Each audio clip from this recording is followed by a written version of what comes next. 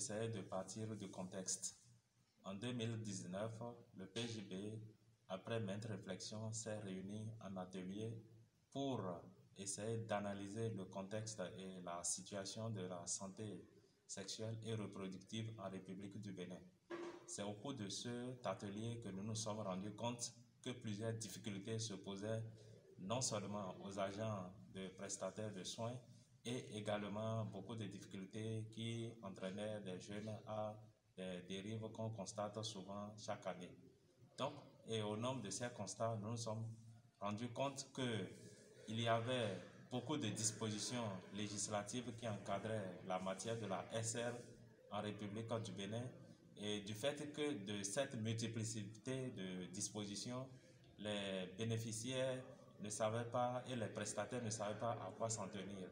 Et nous avons notamment la loi de 2003 sur la santé sexuelle, nous avons la loi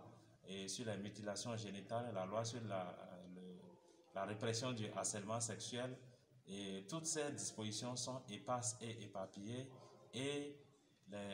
dans les juridictions, lorsqu'il y a problème qui se pose en matière de SR, on ne sait pas quelle loi appliquer.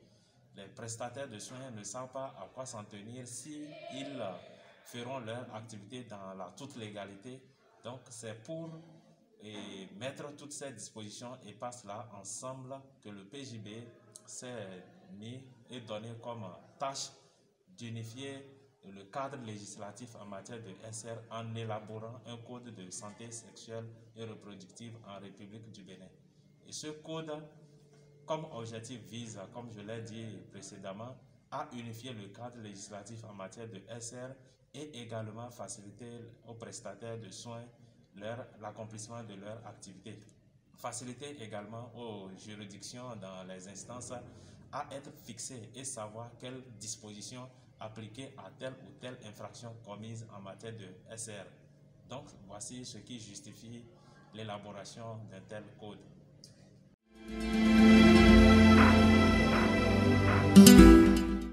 Comme vous savez, toute activité ou tout objectif avant d'être mis en œuvre ou en exergue a besoin de suivre certaines procédures. Et dans ce sens, nous sommes en matière législative et nous savons qu'avant que nos lois ne soient promulguées, il y a plusieurs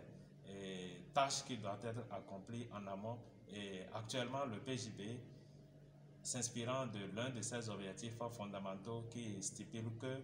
le Parlement des jeunes du Bénin a l'obligation d'initier des propositions de loi pour améliorer le contexte de vie ou la situation sociale des jeunes, des femmes et des adolescents.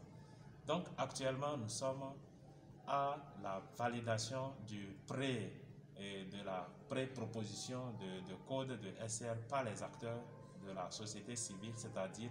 les organisations de la société civile qui œuvrent en matière de santé sexuelle et de reproduction.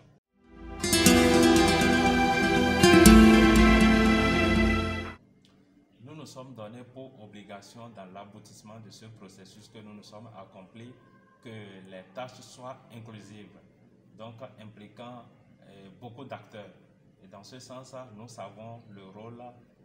au Bénin des web activistes dans toute politique de développement. Et donc prochainement, nous aurons à travailler au cours d'un atelier avec les web activistes pour les impliquer dans le processus de plaidoyer. Après cet atelier, nous aurons également à travailler avec les cadres des ministères de la santé, de l'éducation, des trois ordres, et des affaires sociales et des finances pour un travail collectif avec ces cadres. Nous savons que ce soit au niveau de l'Assemblée nationale ou au niveau de l'exécutif, les lois prennent départ à travers le travail des cadres des ministères sectoriels. Et c'est dans ce sens que nous donnons comme obligation de les impliquer dans l'élaboration de ce code pour que le travail soit non seulement inclusif, mais tenir compte des compétences que regorge notre administration publique Après cela, maintenant, nous aurons un atelier où nous allons discuter avec les femmes parlementaires, donc les femmes députées de la 8e législature et les femmes jeunes parlementaires de la 2e mandature. Au cours de cet atelier également, il sera question de travailler avec non seulement les femmes parlementaires, mais également avec les cadres des commissions permanentes de l'Assemblée nationale et de la cellule de coopération interparlementaire qui encadre bien sûr le PJB, pour que le travail,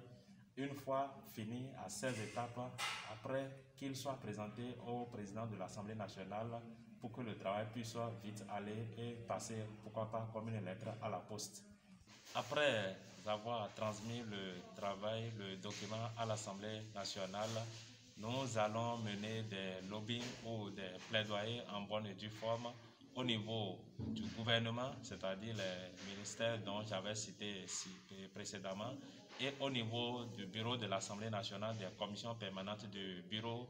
de la conférence des présidents de l'Assemblée nationale, pour que le vote soit plus rapide et qu'il prenne en compte toutes les aspirations et désidérata des couches qui en bénéficieraient.